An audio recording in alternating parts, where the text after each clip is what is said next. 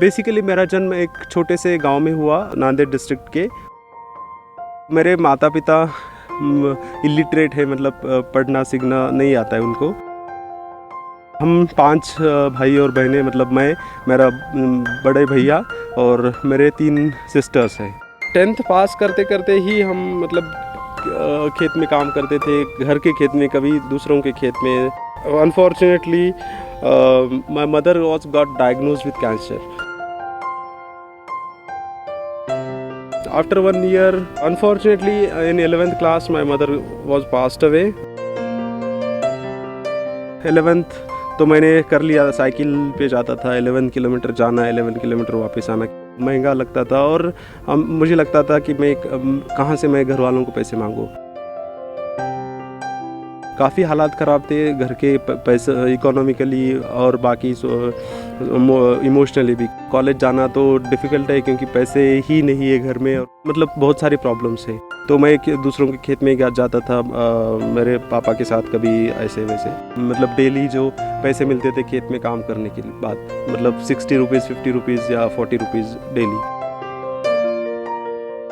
Government college में कहीं पे भी मुझे एडमिशन नहीं मिला, क्योंकि ग्रेजुएशन करना 3 साल तो मेरे बस की बात ही नहीं थी। मैंने सोचा कि अब घर पे ही काम मतलब खेत में काम कर लेता हूँ, यही है अपनी डेस्टिनी पूरा, मतलब यही है फ्यूचर।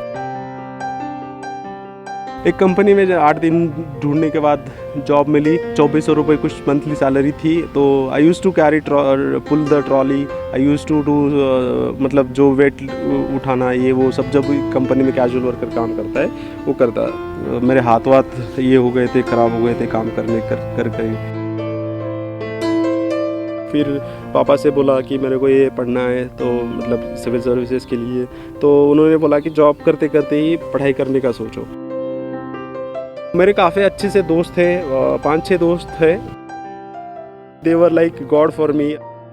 मैंने इतना सारा स्ट्रगल किया है। इफ़ आई मतलब किसी भी मोमेंट पे मैं गिव अप कर देता कि नहीं हो पाएगा मेरे से, ये कुछ हो ही नहीं सकता था।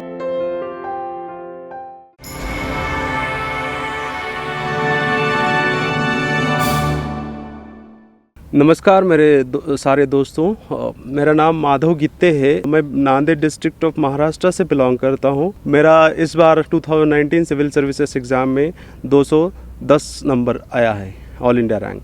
एंड इसके पहले मैंने 2018 में भी अटेम्प्ट दिया था, उसमें मेरा 567 रैंक आया था।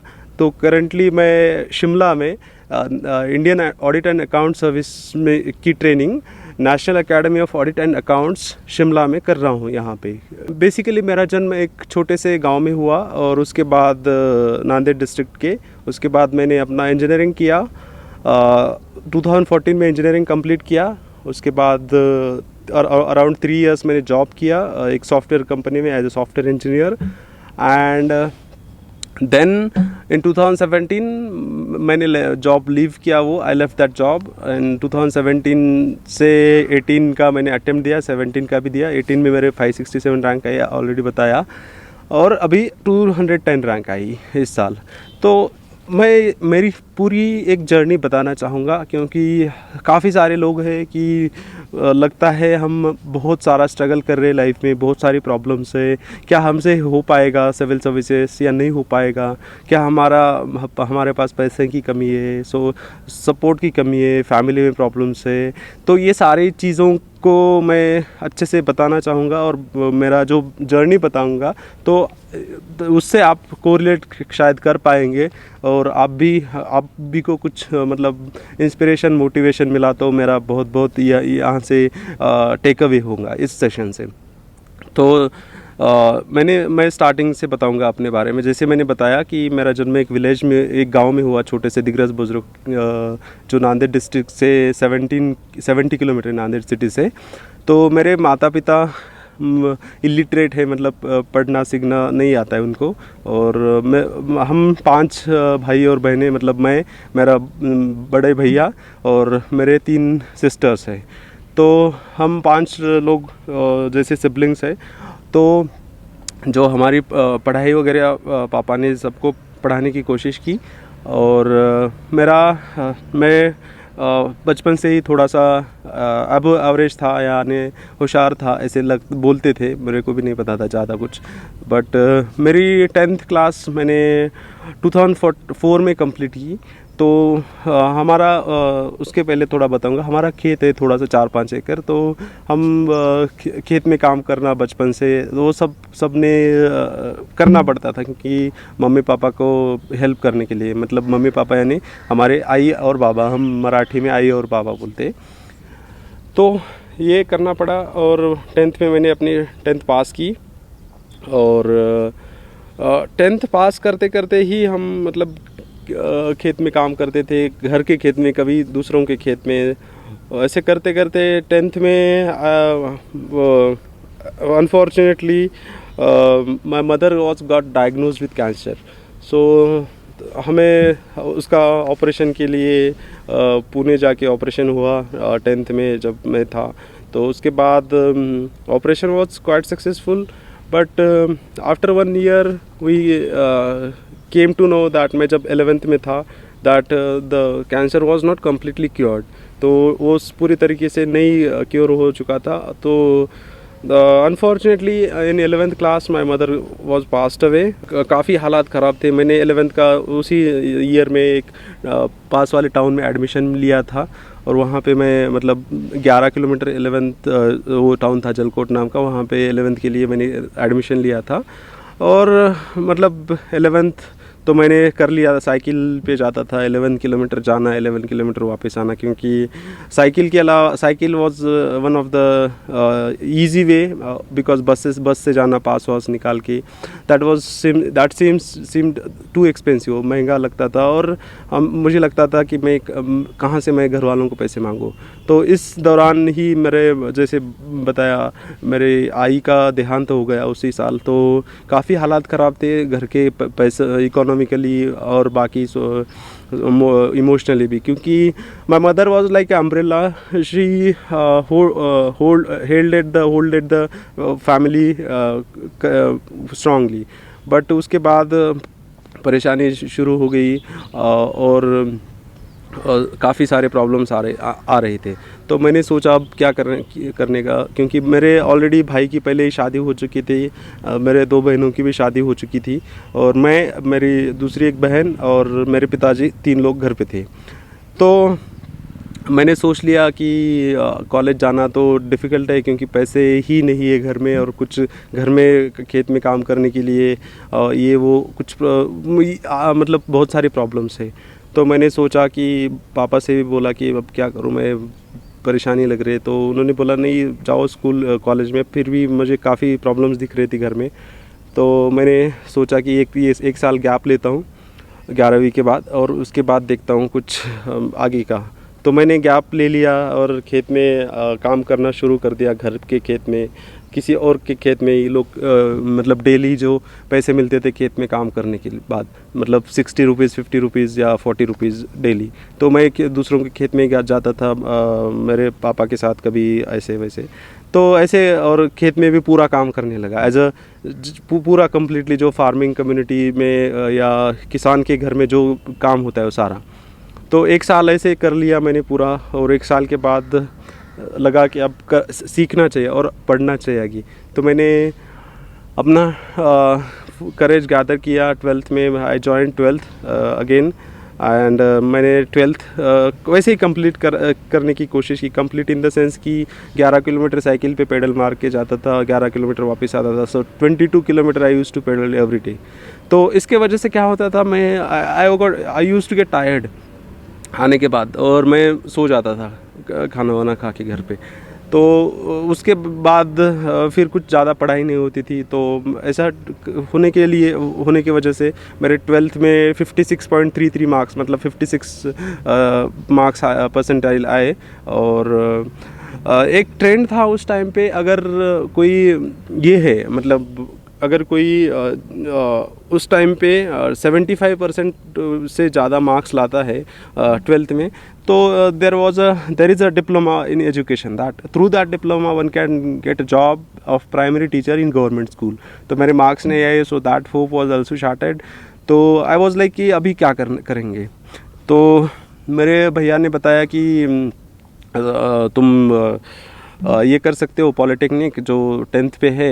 तो मैंने 10th पे जो बेसिस पे जो पॉलिटेक्निक का डिप्लोमा है उसको अप्लाई किया मैंने। और बट गवर्नमेंट कॉलेज में कहीं पे भी मुझे एडमिशन नहीं मिला because of my be less percentage. वहाँ पे 80 76 78 तक कट ऑफ जाता था, तो मेरे को कहाँ पे भी एडमिशन नहीं मिला। तो क्योंकि प्राइवेट कॉलेज में एडमिशन लेना was too expensive for me है, तो मैं तो अफोर्ड ही नहीं कर सकता था बिल्कुल। तो मैंने वहाँ पे एडमिशन नहीं मिला मुझे, तो मैंने सोचा कि अब क्या करेंगे, क्योंकि ग्रेजुएशन करना 3 साल तो मेरे बस की बात ही नहीं थी मतलब। और क्योंकि ग्रेजुएशन में भी ये बीकॉम में कुछ बीएससी में भी कुछ स्कोप नहीं होता है कि surely will get a job. So I decided कि अब क्या करेंगे। बहुत कुछ सोचा, 8 दिन 10 दिन घर पे भी पूछा क्या करूँ, बट कुछ ये नहीं आया। मैं even I applied for ITI, जो ITI होता है ना, vocational training kind of, after 10th basis पे। तो उस पर भी मेरा नंबर नहीं लगा। तो क्योंकि ITI से काफ़ी जल्दी जॉब मिल जाती है कोई भी कंपनी में नॉर्मल। तो फिर मैंने सोचा कि अब घर पे ही काम मतलब खेत में काम कर लेता हूँ, यही है अपनी डेस्टिनी पूरा, मतलब यही है फ्यूचर। तो मैंने सारा दिमाग से निकाल दिया कॉलेज वॉलेज। अब सोचा कि यही करता हूँ कि पैसे नहीं है, काफ़ी हालात ख़राब है। मैंने घर पे काम करना शुरू कर दिया घर के खेत में। उसके बाद मैं दूसरों के खेत में भी जाके काम करता था डेली। 12th के बाद, मतलब मेरे 12th 2007 में कंप्लीट हो गया। और वहाँ पे उस टाइम पे 2007 में अनफॉर्चुनेटली मतलब ड्रॉट ईयर हो गया था। तो अकाल पड़ने की वजह से ज़्यादा कुछ पानी वानी नहीं था, और क्रॉप प्रोडक्शन के भी मतलब खेत में भी कुछ ज़्यादा प्रोडक्शन होगा इसका कुछ होप्स नहीं हो गए। तो 2 महीने में अगस्त में पता लगा कि अब की खेत में भी कोई काम में भी नहीं बुला रहा है, तो अब क्या करेंगे, पैसे भी नहीं है, परेशानी भी चल रही है, सब चल रहा है। तो आई थॉट कि मैं कहीं पुणे जाता हूँ, कुछ जॉब वॉब करता हूँ एज अ कंपनी में कैजुअल वर्कर। तो मैंने पुणे गया, और वहाँ पे एक दोस्त है गांव वाले हमारे, वहाँ उनसे पता निकाल कर पुणे गया। वहाँ पे एक कंपनी में 8 दिन ढूंढने के बाद जॉब मिली, और वहाँ पे I worked as a helper. मतलब 2400 रुपये कुछ मंथली सैलरी थी। तो I use to carry pull the trolley, I use to do मतलब जो वेट उठाना ये वो सब, जब कंपनी में कैजुअल वर्कर काम करता है वो किया मैंने 1.5 महीने के बाद आई वॉज मतलब डेंगू हो गया, मतलब मुझे डेंगू का फियर हो गया। So I had to come to my village. तो मैं वापस आ गया अक्टूबर 2007 में। उसके बाद फिर मैंने थोड़ा बहुत बारिश हो गई उसके बाद में, तो थोड़ा बहुत काम वाम करने लगा खेत में। And 2007 I worked entirely as a farmer. I got completely transformed into farmer because I used to do everything from sowing, ploughing and all the things. जो भी सारे खेत में काम करना है, खुद के खेत में भी और दूसरों के खेत में भी, क्योंकि दूसरों के खेत में इसलिए कि कुछ पैसे मिलेंगे या कुछ ज़्यादा मतलब थोड़ा फार बहुत ये होगा, इम्प्रूवमेंट होगा फाइनेंशियल कंडीशन में के लिए। और उसके बाद 12th के बाद मेरे दूसरे भी बहन की शादी हुई, तीसरे भी। तो मैं और पिताजी घर पे अकेले बचे थे।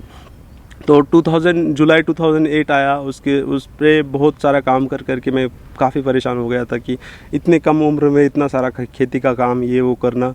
तो इसके वजह से मुझे काफ़ी ज़्यादा परेशानी लग रही थी, कि लग रहा था कि ये सब नहीं कर पाऊँगा मैं शायद पूरा फ्यूचर मेरा, क्योंकि इतना सारा टफ़ लाइफ होती है, मतलब ज़्यादा काम करना पड़ता है ये सब चीज़ें।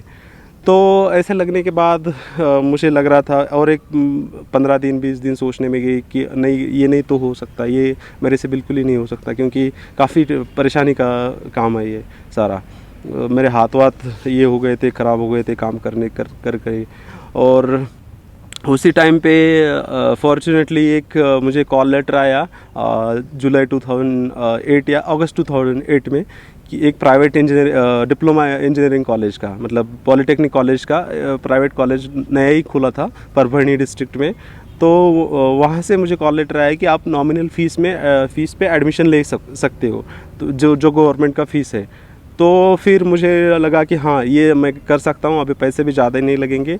तो मैंने 2000 रुपये फ़ीस थी एडमिशन की, और हॉस्टल की 5000 रुपये फ़ीस थी। तो आसपास वालों से, जो नेबर थे हमारे, वहाँ से पैसे लेने की कोशिश की, वो भी टाइम पे दे नहीं रहे थे। मैंने फिर बोला कि हमारा कुछ गिरवी रख दीजिए और पैसे दीजिए, 10-12 हज़ार रुपये ले लिए उनसे। और फिर मैं एडमिशन लिया 1 साल के लिए, वहाँ 1 साल पूरा कंप्लीट किया। मतलब 3 ईयर का डिप्लोमा होता है, तो 1 साल पहला साल हुआ, अच्छे से पास हो गया मैं। दूसरे साल में फिर फ़ीस की प्रॉब्लम आई, फिर पैसे की प्रॉब्लम आई दूसरे साल में भी। तो फिर गांव वालों से पैसे लिए, एक लैंड मॉर्गेज किया, हमारा गिरवी रखा और वहाँ से पैसे ले लिए। तो ऐसे करके मैंने मेरा 3 साल का डिप्लोमा अच्छे से कंप्लीट किया। And I was topper in for consecutively 3 semester in diploma. जो 6 सेमेस्टर का डिप्लोमा होता है, तो 3 सेमेस्टर आखिरी के मैं I was topper of my college. तो अच्छे से परसेंटेज लेके मैं पास हो गया डिप्लोमा 2011 में। So I got 87% marks percentage in diploma. तो डिप्लोमा कंप्लीट हुआ। डिप्लोमा के बाद there was option for me to get a job in a company. मतलब डिप्लोमा के बाद जॉब मिलता है अगर आप अच्छे से परफॉर्म करते हो तो मेरे पास ऑप्शन था। तो मैंने घर से ही पूछा, पापा से पूछा कि मैं जॉब तो नहीं करना चाहता हूँ, क्योंकि मुझे और पढ़ने का मन कर रहा है, क्योंकि मैं इंजीनियरिंग करूँगा जो डिग्री होती है, तो मेरे को अच्छे से जॉब मिल जाएगी और अच्छा भी, मतलब सब कुछ अच्छा हो जाएगा और डिग्री भी हो जाएगी। तो पापा ने बोला हाँ कोई प्रॉब्लम नहीं, बट पैसे का थोड़ा बहुत प्रॉब्लम है, वो तो हम कुछ तो कर लेंगे, मतलब तू ज़्यादा सोच मत, बस पढ़ने की में ध्यान दे। तो 87% मेरे को डिप्लोमा में थे, तो डायरेक्टली सेकेंड ईयर को एडमिशन मिलता है इंजीनियरिंग में, और मेरा एडमिशन हो गया अच्छे कॉलेज में, Sinhagad college of engineering Pune में, इंजीनियरिंग में। तो वहाँ पे फ़ीस थी, फिर पैसे का प्रॉब्लम आया। वहाँ पे फ़ीस थी, एडमिशन फ़ीस 13,000 और 45,000 हॉस्टल की फ़ीस थी।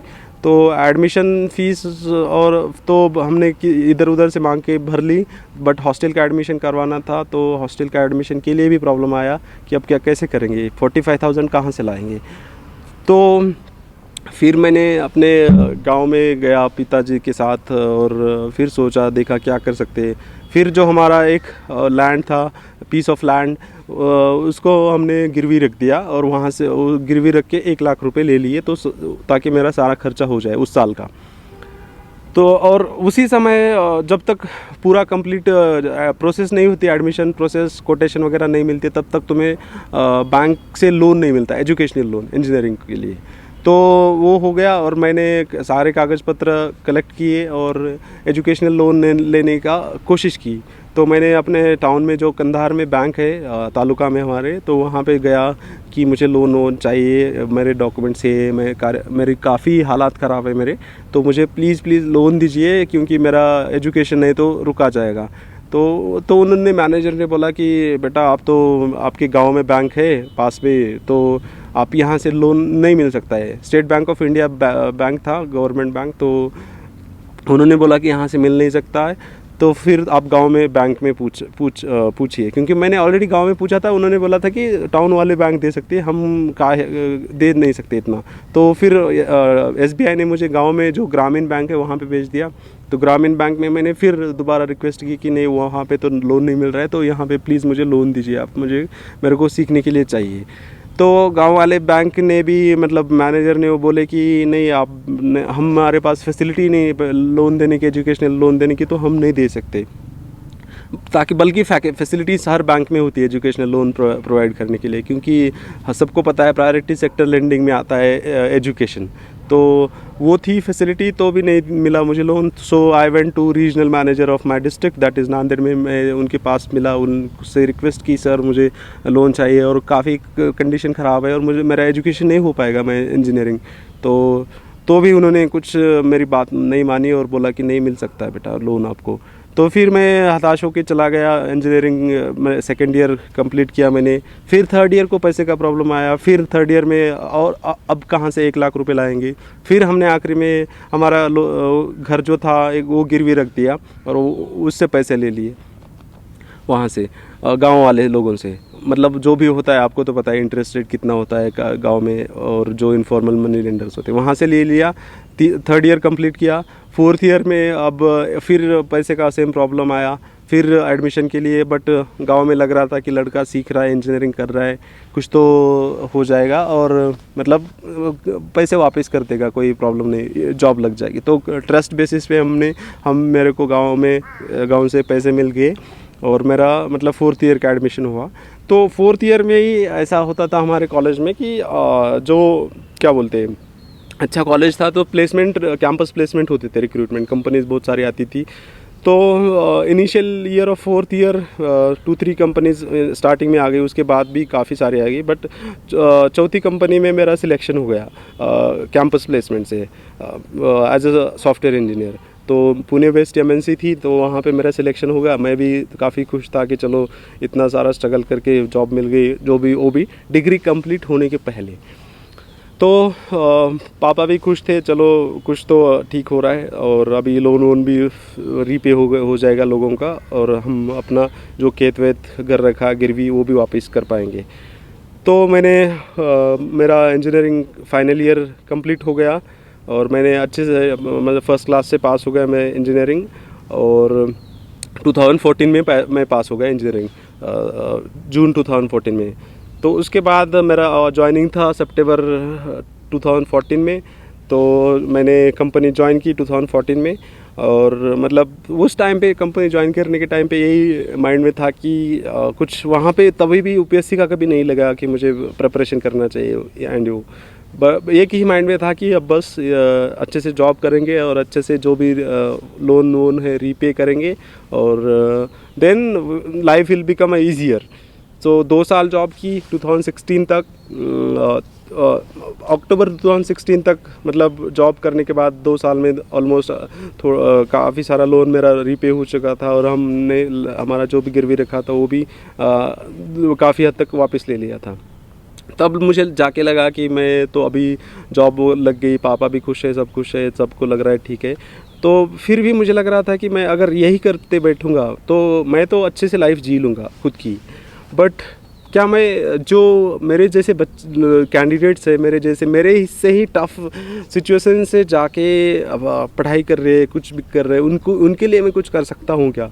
तो उस टाइम पे दिमाग में बातें आ रही कि मैं कुछ नहीं कर सकता हूँ कंपनी के जॉब में, मैं अपनी लाइफ करूँगा बट और के लिए कुछ ज़्यादा कर नहीं सकता हूँ। तो मैं I was trying to find the options कि क्या ऑप्शंस हो सकते हैं मेरे लिए, उसके वजह से मैं जो ऑप्शन है मैं दूसरों के लिए कुछ अच्छा कर पाऊँ। तो वहाँ पे मेरे रूममेट है या मेरा अच्छा सा दोस्त है तेजस ने मुझे एक वीडियो दिखाई थी, मुझे आज भी याद है। वो रात में एक मेरा फ्लैटमेट ही है, वो रात में एक मुझे वीडियो दिखाई थी टॉपर्स की, यूपीएससी टॉपर्स की। तो एक प्रशांत सुम्बे समथिंग नाम है उसका, टॉपर्स का मतलब सिलेक्टेड पर्सन का, महाराष्ट्र से है, पुणे में से। तो उनका मैंने इंटरव्यू देखा, तो मुझे लगा कि यार ये तो काफ़ी हद तक अच्छा दिख रहा है मतलब ऑप्शन, तो क्या मैं कर सकता हूँ क्या? तो मैं बस 1 महीना बस देखा कि यहाँ क्या क्या होता है, बस आई यूज़ टू जस्ट गो कि यहाँ एमसीक्यू होते हैं, अच्छा ये होता है। तो 2 महीने में मैंने सिलेबस वगैरह देख लिया, और 2 महीने से मतलब नवंबर या दिसंबर 2016 से मैंने पढ़ाई शुरू कर दी, जो I bought NCERTs and all. तो मैंने धीरे धीरे शुरू कर दी पढ़ाई। एक लाइब्रेरी ज्वाइन की दिसंबर में 2016 में, और मैं सुबह 5:30 बजे उठकर रेडी होकर लाइब्रेरी जाता था 6 बजे तक, और 6 बजे के बाद 6 बजे से 9:30-10 बजे तक लाइब्रेरी में पढ़ता था। और उसके बाद I use to go for office 10 बजे, एंड 10 बजे के बाद फिर 10 to 5 ऑफिस में जॉब करके 5 बजे फिर लाइब्रेरी जाता था, लाइब्रेरी में पढ़ता था 10 बजे तक, और 10 बजे वापस आके रूम पे खाना वाना खा के सो जाता था। तो this was my daily routine for 5-6 months, मतलब 5 मंथ्स के लिए रूटीन था मेरा। तो फिर वीकेंड्स पे भी पढ़ाई करता था। फिर लगा कि यार पढ़ाई करना तो अच्छा है, बट जॉब से काफ़ी हद तक मुश्किल जा रहा है मुझे, और ऐसे करूँगा तो मेरे पास ऑलरेडी मैंने इतना सारा ट्रैवल किया, लॉन्ग जर्नी, सो ये और टाइम लगेगा। तो मैं फिर पापा से बोला कि मेरे को ये पढ़ना है, तो मतलब सिविल सर्विसेज के लिए। तो पापा ने बोला कि बेटा अब इतना मेहनत से तो जॉब लगी है, इतने हालात से हम बाहर आ गए परेशानी से, तो अभी फिर जॉब करोगे तो जॉब छोड़ोगे तो क्या होगा? तो उन्होंने बोला कि जॉब करते करते ही पढ़ाई करने का सोचो। तो मैं फिर 8 दिन ट्राई कर लिया, 15 दिन ट्राई कर लिया, बट हो नहीं रहा था, काफ़ी मुश्किल आ रही थी। और मैं वर्नाकुलर मीडियम से सारी चीज़ें मतलब इतना बेसिक स्ट्रांग नहीं, तो मुझे तो काफ़ी हद तक मुश्किल जा रहा था पढ़ाई। तो मैंने मेरे दोस्तों को भी बोला कि ऐसे ऐसे करना है, एंड मतलब मार्च 2017 में मैंने दोस्तों को बोल दिया कि मुझे पढ़ाई करनी है, बट ऐसे बोल दिया। फिर पापा को कन्विंस किया कि पापा नहीं, मुझे जो छोड़ना पड़ेगा, क्योंकि मैं काफ़ी अच्छे से करूँगा जॉब छोड़ के। तो उन्होंने बोला बेटा कर लो, कोई प्रॉब्लम नहीं, बट हमारे पास पैसे कहाँ से आएंगे पढ़ाई करने के लिए। तो मैंने बोला पढ़ाई करने पैसे का तो देख लेंगे पापा, बस आप बोल दो हाँ बोल के मैं तो देख लूँगा, मतलब कुछ तो करेंगे हम, बट पैसे से कुछ प्रॉब्लम नहीं आएगी। तो मेरे काफ़ी अच्छे से दोस्त थे, 5-6 दोस्त थे। तो अक्षय, मैं उनका नाम लेना चाहूँगा यहाँ पे, अक्षय, अजिंक्य, देन आशीष, ये मेरे कॉलेज के इंजीनियरिंग कॉलेज के बैचमेट्स हैं। और तेजस, रविराज एंड दिलीप, ये मेरे ऑफिस के साथ ही है, मतलब ऑफिस में हमने सारे बैचमेट है, ऑफिस में साथ में ज्वाइन किया था। तो हम 5 एक्सेप्ट अजिंक्य, हम 4 लोग तो हम 5 लोग तो एक ही कंपनी में जॉब करते थे। तो उनको सब कुछ पता था मेरे बारे में, मेरी बचपन से सारी चीज़ें पता थी, और मेरी पढ़ाई भी पता थी, और मेरे को जो जो प्रॉब्लम्स आ रही है पढ़ाई में जॉब करते करते, वो भी पता था कि यार ये बंदा तो काफ़ी कुछ अच्छे से करेगा, बट इसको काफ़ी पढ़ाई में प्रॉब्लम्स आ रही है। और उनको फाइनेंशियल प्रॉब्लम्स भी पता थी। तो उनसे मैं सबको मिला और बोल दिया कि भाई मुझे ये पढ़ना है सिविल सर्विसेज के लिए, बट मेरे को जॉब छोड़ना पड़ेगा, और मेरे पास पैसे भी नहीं है, मतलब जितने पैसे अब तक आए थे वो मैंने सारे लोन्स के दे दिए, तो मेरे पास ज़्यादा कुछ पैसे नहीं है, तो आपको ही सपोर्ट करना पड़ेगा। तो उन्होंने हाँ voluntarily they were like God for me, and they came like anything as a strength of pillar. और वो सारे में आ गए, और अक्षय ने बोला तू टेंशन मत ले, मैं तेरा रूम का फीस भरूँगा, मतलब रूम का रेंट भरूँगा, और बाकी भी पैसे दे दूँगा जो भी लगेंगे। दिलीप ने बोला मैं तेरा मेस का खर्चा दूंगा मंथली, तो तू टेंशन से विदाउट टेंशन पढ़ाई कर। तेजस ने भी बोला, तेजस रविराज ने, कि मैं तेरा जो भी टेस्ट सीरीज़ का फ़ीस वगैरह लगेगा वो भी दूंगा। Similarly Ajinkya and Ashish also supported me कि तुझे कभी पैसे लगेंगे तो हमें कॉल करना, जो भी प्रॉब्लम हो गई कभी कभी तो हम सपोर्ट करेंगे। और 1-1.5 साल के लिए मैंने उनसे बोला ही था कि मुझे 1.5 साल लगेगा एग्ज़ाम के लिए, और I will do my best in that 1.5 year. तो मैंने उनसे रिक्वेस्ट करके मांगा, और वो 1.5 साल पढ़ाई के लिए, और घर वालों से भी परमिशन ली, पापा से परमिशन इन द सेंस उनका कंसेंट लिया। और फिर मैं मार्च 2017 में मैंने अपने पेपर्स डाले रेजिग्नेशन का। कंपनी में कैसे होता है 2 महीने पहले नोटिस देना पड़ता है।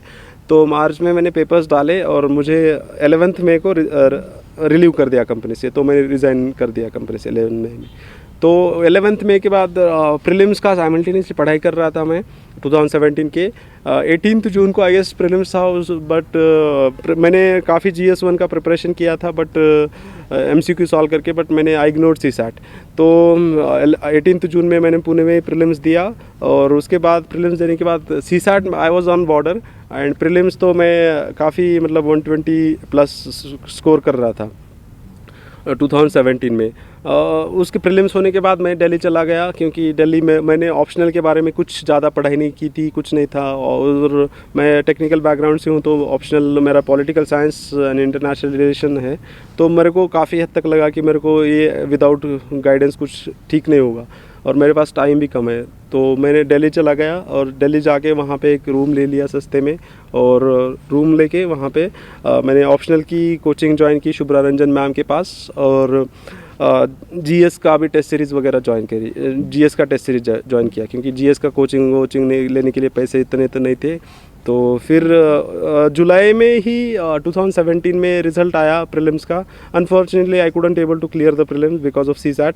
आई वाज न्यू समहाउ कि मैं बॉर्डर पे हूँ, but still I got little bit of shock कि अब ये तो नहीं हो पाएगा, दोस्तों को कैसे बताऊँ मैं result and all. But still my friend supported me that don't worry, you just focus on your studies, we will take care of your everything, any problem. So कुछ भी हो गया तो टेंशन मत ले, तू अच्छे से पढ़ाई कर ले। तो इतना मुझे मॉरल सपोर्ट मिला, पापा ने बोला टेंशन मत ले, तू कर पाएगा, तो ज़्यादा सोचने की ज़रूरत नहीं है। Then I started reading completely, मतलब अच्छे से थरोली रीड करता था मैं, ऑप्शनल की पढ़ाई, जीएस की पढ़ाई, प्रीलिम्स का सारी चीज़ें, मतलब एक साल मैंने 2018 के प्रीलिम के लिए इतना अच्छे से सब कुछ कर दिया, मतलब पढ़ाई। और 2018 का प्रीलिम तो आई वॉज श्योर कि I will clear before itself. Prelim के पहले ही मुझे पता था कि मैं क्लियर हो जाएगा मेरा। सो 18 का I wrote prelims of 2018 and prelim लिखने के बाद घर पे आया रात में 5-6 बजे, तो तभी पता चल गया कि हाँ मैं तो क्लियर, कीज वीज देखी इंस्टीट्यूट्स की डिफरेंट, और I was clearing prelim with 15-20 cut off margin के अबोव। तो दोनों ही पेपर अच्छे से। तो सेकेंड डे से मेंस की प्रिपरेशन शुरू कर दी। पहले से ऑलरेडी मेंस का टेस्ट सीरीज़ वगैरह चल रहा था, तो अगेन मेंस का जो भी चीज़ें लग रही थी वो मैंने स्टार्ट की अच्छे से प्रिपेयर करने के लिए। और मैंने 2018 का मेंस दिया। मेंस होने के बाद आई वाज श्योर कि इंटरव्यू कॉल तो पक्का आ जाएगा और आना चाहिए। तो बट स्टिल मेंस होने के दूसरे तीसरे दिन से ही मैंने बोला कि मे भी हो सकता है कि इंटरव्यू कॉल भी आए ना, कुछ भी हो गया तो मेरा रैंक भी कम आ सकता है, क्योंकि मुझे आईएएस बनना है तो मेरे को अच्छा रैंक लगेगा, तो मुझे और पढ़ाई करनी पड़ेगी। तो मेंस के दूसरे दिन से ही मैं अगले मेंस के लिए, मेंस के अकॉर्डिंग मैंने प्रिपरेशन शुरू किया। तब तक दिसंबर में रिज़ल्ट आ गया और I was qualified for interview, और फिर मैंने इंटरव्यू की पढ़ाई शुरू कर दी और मेरा फरवरी में इंटरव्यू हुआ। Interview went well and well in the sense decently. And जैसे 5 अप्रैल 2019 में मेरा रिज़ल्ट आया, तो I got 567 rank, all India rank 567 in 2019 attempt. But again मुझे लगा कि रिज़ल्ट के इस रिज़ल्ट पे मुझे आईएएस तो शायद ही नहीं मिलेगा, मतलब बट मेरा ड्रीम तो आईएएस है। तो मैं रिज़ल्ट के दूसरे तीसरे दिन से ही मैंने फिर प्रीलिम्स की पढ़ाई शुरू कर दी। और प्रीलिम्स के लिए मैंने मेरा सर्विस जो अलोकेट हुआ था, Indian audit and account service, उससे एग्जाम्पशन लिया था, मतलब एफसी के लिए, फाउंडेशन कोर्स के लिए। बट मेंस होने के बाद मैंने उसका ट्रेनिंग ज्वाइन किया इधर शिमला में, जो national academy of audit and accounts at Shimla. तो वहाँ का ट्रेनिंग ज्वाइन किया मैंने दिसंबर 2019 में। और आई गेस जनवरी में रिज़ल्ट आया मेंस का। I was qualified mains, I qualified mains in January. तो फिर मेरा इंटरव्यू था फरवरी में। इंटरव्यू भी अच्छा गया मेरा काफ़ी हद तक, और कोविड के वजह से मेरा इंटरव्यू सबका रिज़ल्ट डिले होगा यूपीएससी का। तो इसके चलते मैंने सारी अपनी, मतलब करेंटली भी मैंने ट्रेनिंग चल रही है यहाँ पे। तो अभी जब 4 अगस्त को रिज़ल्ट आया तो मुझे 210 ऑल इंडिया रैंक मिली, और उससे होपफुली लग रहा है कि मेरे को आईएएस मिल जाएगा। तो इस रिज़ल्ट के बाद काफ़ी मन में सेटिस्फैक्शन है कि मैं कुछ कर पाया, और मेरे दोस्त भी काफ़ी खुश है, मेरे पापा खुश है, मेरे बहन खुश है, सारे लोग खुश है, क्योंकि मैंने इतना सारा स्ट्रगल किया है। इफ़ आई मतलब किसी भी मोमेंट पे मैं गिव अप कर देता कि नहीं हो पाएगा मेरे से ये, तो मतलब कुछ हो ही नहीं सकता था। मतलब यहाँ तक आना, I would give name to this journey as a journey of 1000 miles, because I have, मतलब यहाँ से एजुकेशन छोड़ के 11th के बाद, उसके बाद काम करके खेत में, पूरा 12वीं के बाद पूरा किसान बन गया था। I was completely transform into farmer. तो यहाँ से लेकर मेरी जर्नी, डिप्लोमा इंजीनियरिंग कंप्लीट किया, डिग्री इंजीनियरिंग किया, कंपनी में जॉब किया, उसके बाद पढ़ाई शुरू की, उसके बाद सारी चीज़ें कर ली। तो ये मैं यहाँ पे एक बोलना चाहूँगा कि बस आप होप्स होप्स मत खोइए, क्योंकि कितना ही सफ़र लंबा हो, कितना ही प्रॉब्लमेटिक हो या विथ फुल ऑफ स्ट्रगल हो, बस आप करते रहिए। मैं यहाँ पे एक बात बताना चाहूँगा ज़रूर, क्योंकि जब मेंस लिख रहा था मैं, तब लिखने के पहले मेंस की आंसर राइटिंग कर रहा था, तब मुझे काफ़ी प्रॉब्लम आ रही थी फर्स्ट अटैम्प्ट में कि 2018 वाले अटैम्प्ट में कि मैं स्पीड से लिख नहीं पा रहा हूँ, पेपर कंप्लीट नहीं हो रहा है। तो मेरे को सॉल्यूशन ढूंढना पड़ेगा, क्या कर सकता हूँ मैं स्पीड बढ़ाने के लिए, क्योंकि मैं वर्नाकुलर मीडियम से था तो मैं नॉर्मल लिखता था। तो मुझे लगा बाकी लोग कैसे लिखते थे, बाकी तो कर्सिव में लिखते हैं, मेरे को तो कर्सिव नहीं आती, तो फिर क्या करूँ। तो फिर मैंने कोशिश की क्या मैं कर्सिव सीख सकता हूँ।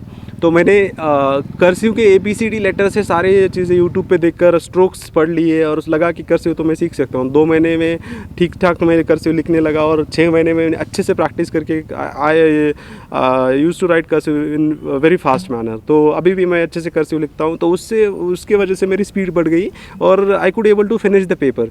तो ऐसे मैं यही बोलना चाह रहा था इस एग्जाम्पल से कि there is nothing is impossible in this world.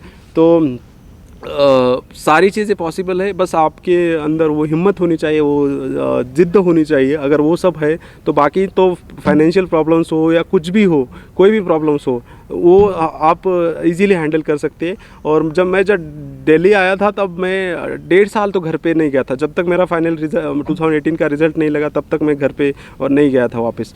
तो इसलिए ये दिखता है कि आपका अगर मन में सब कुछ है करने की जिद, तो आप कुछ भी कर सकते हो। कितने ही प्रॉब्लम्स हो, कितने ही परेशानियाँ हो, बस करते रहिए कंटिन्यूसली और एक दिन आपको ज़रूर सक्सेस मिलेगा। दोस्तों, यहाँ पे मैं एक चीज़ ज़रूर कहना चाहूँगा कि हर एक कैंडिडेट के पीछे फैमिली का बहुत बड़ा सपोर्ट होता है। सिमिलरली मेरे भी केस में मेरे फैमिली का काफ़ी सपोर्ट रहा। मेरे बड़े भैया, मेरे तीनों सिस्टर्स एंड मेरे पिताजी, तो यही बोल सकता हूँ, मेरे पापा ने बहुत मुझे सपोर्ट किया है। मैं जितना भी कहूँ उनके लिए उतना बहुत कम है, तो मैं बहुत उनका आभारी हूँ। मेरे को कंटिन्यूसली सपोर्ट करते रहे। So I would say there is always hope for the something, and there is a definitely light at the end of tunnel. So just do it your best and करते रहिए। Finally मेरा यही बोलना होगा कि हिम्मत मत हारिए और that's it. Thank you so much for listening me.